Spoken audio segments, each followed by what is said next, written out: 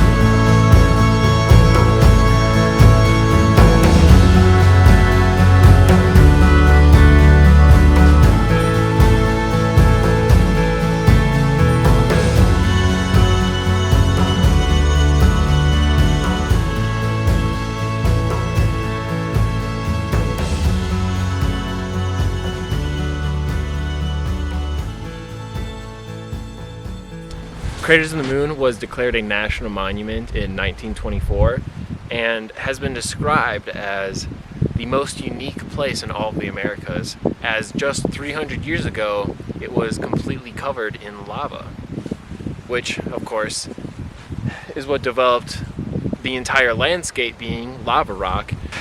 You see, fun fact about these lava rocks here is you can tell that they're a lava rock because of the way they are.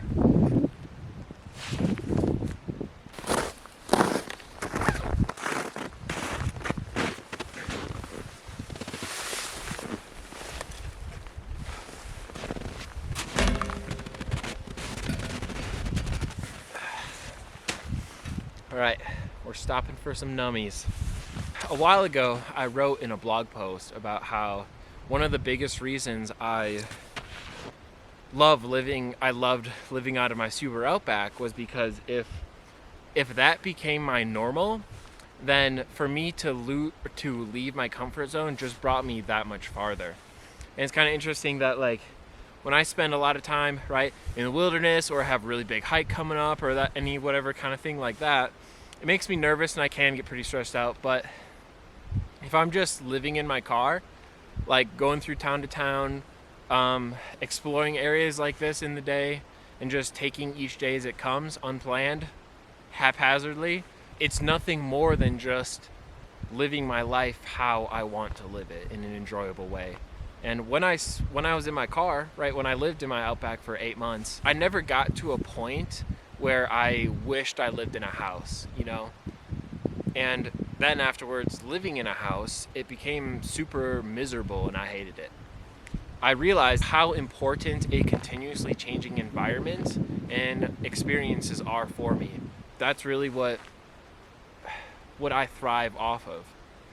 And I'm still pretty young. I'm still working on my bigger and better things, but so far, besides going to Afghanistan probably because that was just dope, besides that, there's nothing I've found yet in my life that has remotely brought me the happiness and fulfillment that just living in my car, exploring, hiking, that's how I thrive.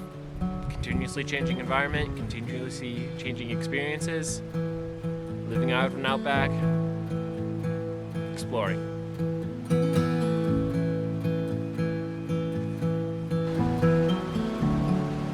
Should rub my microphone.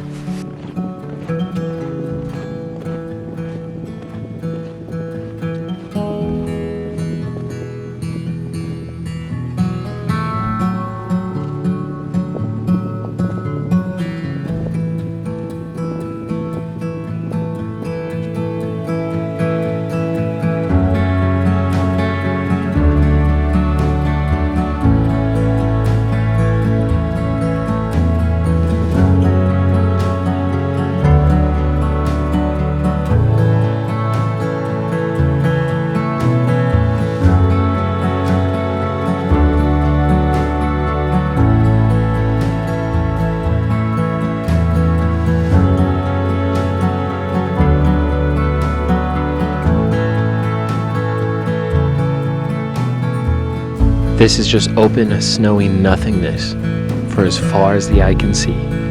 It's incredible.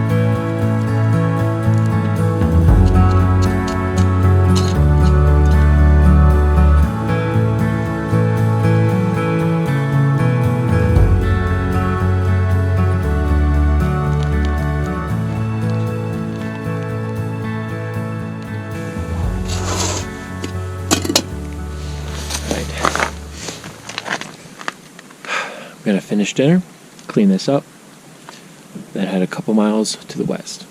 See you there.